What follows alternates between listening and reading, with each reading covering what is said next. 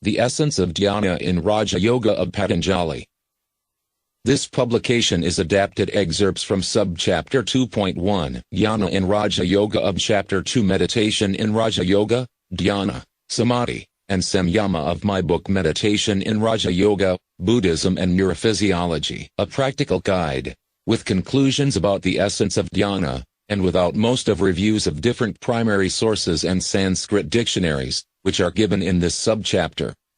Just as samyama cannot be practiced without first mastering dhyana and samadhi, so dhyana cannot be practiced without first achieving a state without thoughts. Because the wording steadiness of the mind even at the stage of dharana, preceding dhyana, excludes the possibility of flashing thoughts, especially in the context of stanza 1.2. And the continuation of such a mental effort, which implies an improvement in the quality of this process, that is, a better silence of the mind. In Buddhism, this improvement in the quality of meditation is described in the form of 8 to 9 successive dhyanas/jhanas of the shamatha psychotechnique, is called dhyana in stanza 3.2. The absence of thoughts itself, of course, does not mean an automatic transition to a state of meditation, but without it, meditation is impossible for beginners. The absence of thoughts is easily trained any time when there is no need to speak or think, and, of course, when you remember to practice it. This can be done dozens of times throughout the day, and is one of the most effective approaches to training the silence of the mind as the preparatory, before a yogic samadhi, which also requires mental collectedness, stage of meditation. In addition, the absence of thoughts has its own levels of subtlety, which also affect the level of meditation achieved. The dhyana of Raja Yoga, occupying an intermediate position between the stages of dharana and samadhi, is not yet the pure samadhi of a clean and clear mind without any thoughts.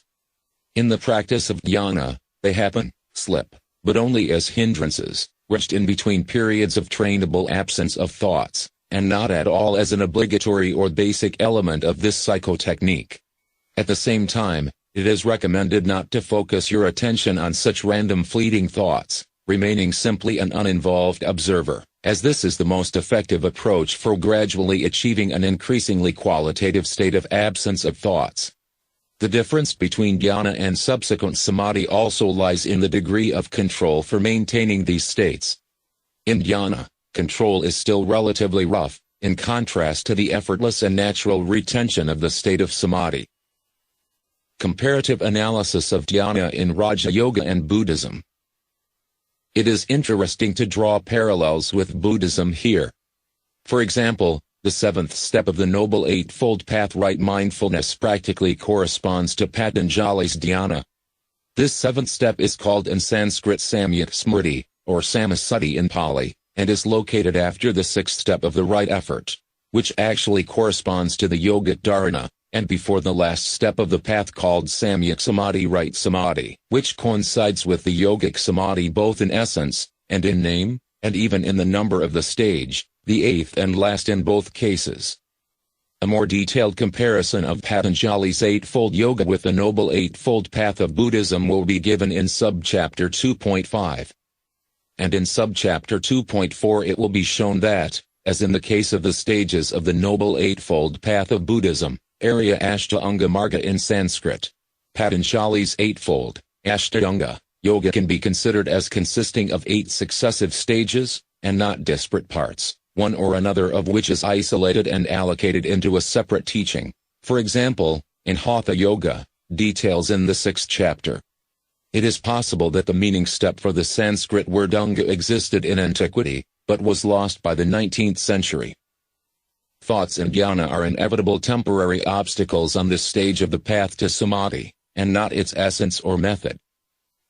Given the actual correspondence between the levels of Buddhist right mindfulness, samyak smriti, and Patanjali's dhyana, a quote from Professor Robert C. Lester, Buddhism, The Path to Nirvana, 1987, would be appropriate here, who noted that the practice of samyak smriti, or samasati, consisted in the fact that the Buddha did not try to suppress various images, thoughts and sensations, but simply sat, watching his feelings and thoughts, how they arise and add up in random patterns.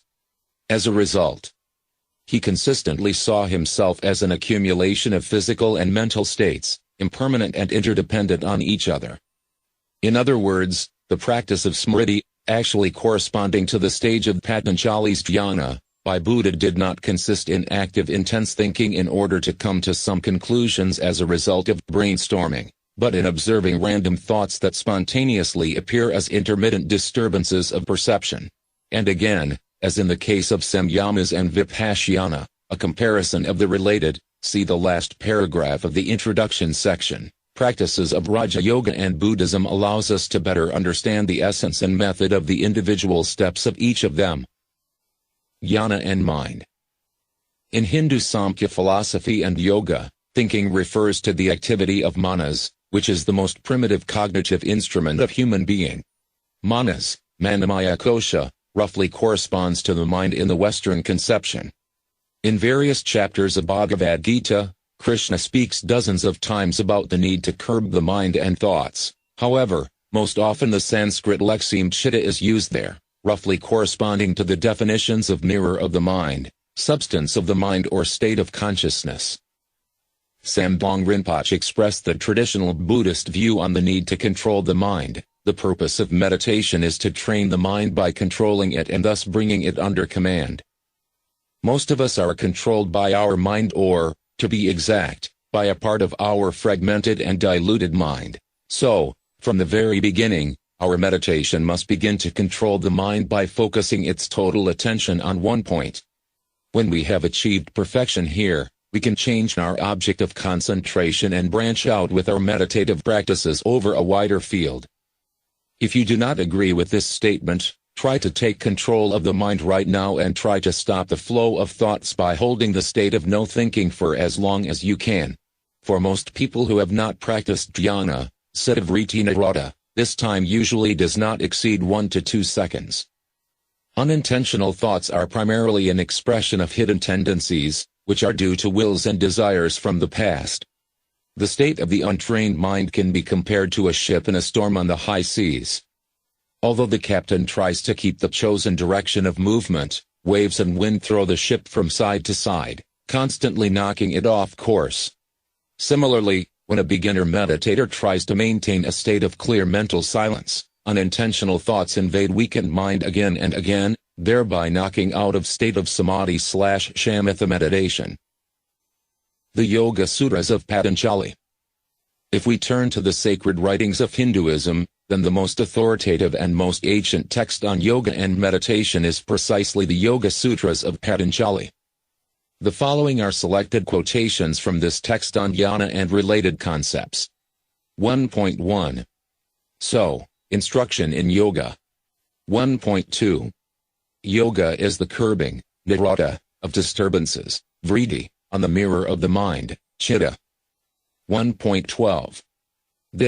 The disturbances on the mirror of the mind, are restrained by practice, and non-attachment. 1.13. Practice, abhyasa, is the effort required to bring the disturbances to rest, to eliminate the disturbances, on the mirror of the mind. 1.14. This practice will be successful with constant reverent devotion, uninterrupted for a long time. 1.41. When the disturbances of the mind are under control, the mind becomes like a transparent crystal, and acquires the ability to take the form of either the knower, or the act of knowing, or the object of knowing. 2.46. Asana, or sitting posture, should be stable and comfortable. 2.47. This is achieved by weakening efforts, and deep meditation, samadhi, on the infinite. 2.54. Detachment, pratyahara, is that by which the senses do not come into contact with their objects, but follow the nature of the mind. 3.1. One-pointedness, dhyana, is the stability, immutability, of the mirror of the mind. 3.2.